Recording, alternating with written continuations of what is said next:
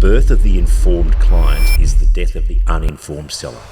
You spend a lot of time pursuing the wrong deals. You're consuming your people's time and effort, and you never knew they were the wrong deals, when the right deals were sitting in front of you all the time and you didn't pursue them. If the seller doesn't inform themselves about what the market's doing into the future, they'll never be able to have that conversation with a client about saying, now, right now, you have these needs, but into the future, our research shows you'll have these needs.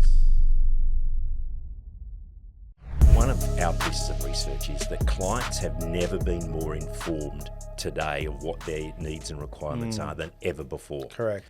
And so we say the birth of the informed client is the death of the uninformed seller. So if the seller doesn't inform themselves about what the market's doing into the future, they'll never be able to have that conversation with a client about saying, now, right now, you have these needs, but into the future, our research shows you'll have these needs. And the reason why you should buy this today is it's going to set you up for those future needs. And we call them stepping stone deals.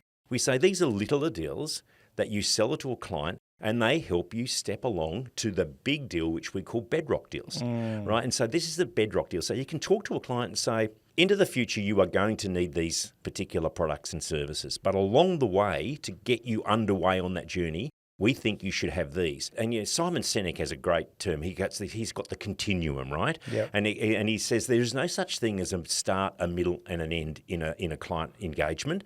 You are on a continuum. The only thing that changes is the people in it, but the relationship or the engagement continues on. Yep. And that's how we sell, and that's how we encourage our clients to sell, to look into the future. Don't think there's a finish point in the deal.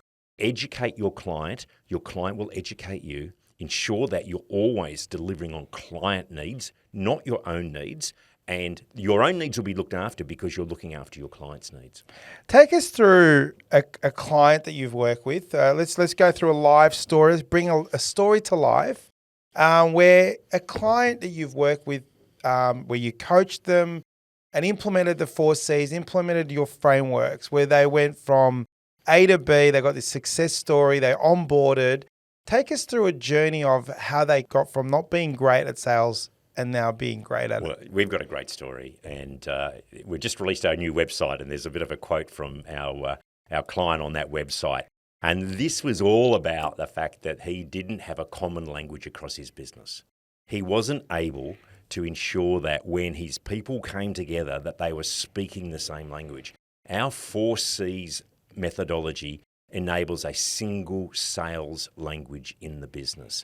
And he now has seen, he said, I've always had a great team. My team are marvelous, but now my team are marvelous and they're talking the same language. And so I can have a conversation with a seller in the hallway and say, what's your right to win the deal? And the right to win score could be 65 as an example. Now that for us, a right to win score of below 80 is a low right to win. A right to win score above 80 is a high right to win. Now, in that particular instance, he would say, so where are you low? We're low on commitment. What can I do to help you drive commitment?